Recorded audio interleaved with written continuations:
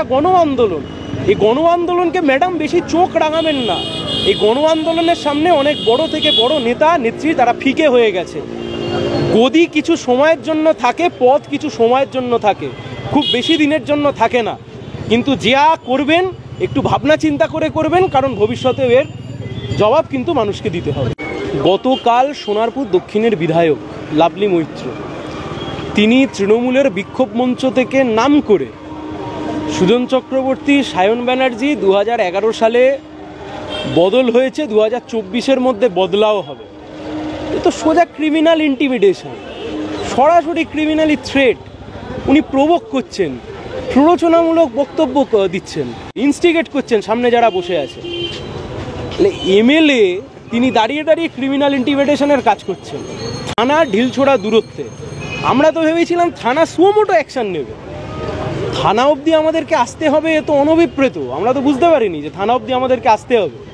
কিন্তু আমরা থানায় আসলাম, থানায় এসে আমরা গোটাটা জানালাম। অনেক এদিক ওদিকের পরে ওনারা একটা কমপ্লেন নিয়েছেন, কিন্তু পরিষ্কার কথা, খুব স্পষ্টভাবে আমরা যেটা বলেছি যে উনি যে পরিমাণে থ্রেট দিয়েছেন, এই থ্রেট শুধুমাত্র যে ফিজিক্যাল থ্রেট হতে পারে তা নয়। ওনার হাজব্যান্ড একজন আইপিএস অফিসার, আমরা কমপ্লেনে লিখেছি। ওনার হাজব্যান্ড একজন হাই র্যাঙ্ক আইপিএস অফিসার, যে কোনো মিথ্যে মামলায় আমাদেরকে ইমপ্লিকেট করে দিতে পারে। উনি যেভাবে বলেছেন বদলা নেওয়ার কথা, ফলত সেইটা নিয়ে আমরা আজকে থানায় জানিয়ে গেলাম। আমরা আশা রাখি থানা কর্তৃপক্ষ ব্যবস্থা নেবেন। যদি সোনারপুর থানা ব্যবস্থা নেন ভালো, যদি সোনারপুর থানা ব্যবস্থা না নেন তাহলে তার যা পরবর্তী জায়গা আছে সেটা আমরা করব, সেটা আমরা যাব।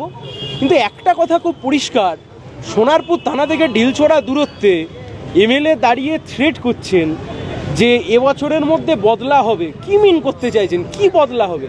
আর কতজনকে বদলা নেবেন আপনি? একটা গণ আন্দোলন, মানুষের আন্দোলন, আরজি করের ঘটনা নিয়ে রাজ্যের মানুষ আন্দোলন করতে নেমেছে। উনি কতজনের আঙুল নামাবেন? উনি কতজনকে থ্রেট দেবেন? উনি কতজনের বিরুদ্ধে নামবেন? উনি বুঝতে পারছেন না যে এটা গণ আন্দোলন। এই গণ আন্দোলনকে ম্যাডাম বেশি চোখ রাঙাবেন না। এই গণ আন্দোলনের সামনে অনেক বড় থেকে বড় নেতা নেত্রী তারা ফিকে হয়ে গেছে। গদি কিছু সময়ের জন্য থাকে, পদ কিছু সময়ের জন্য থাকে, খুব বেশি দিনের জন্য থাকে না।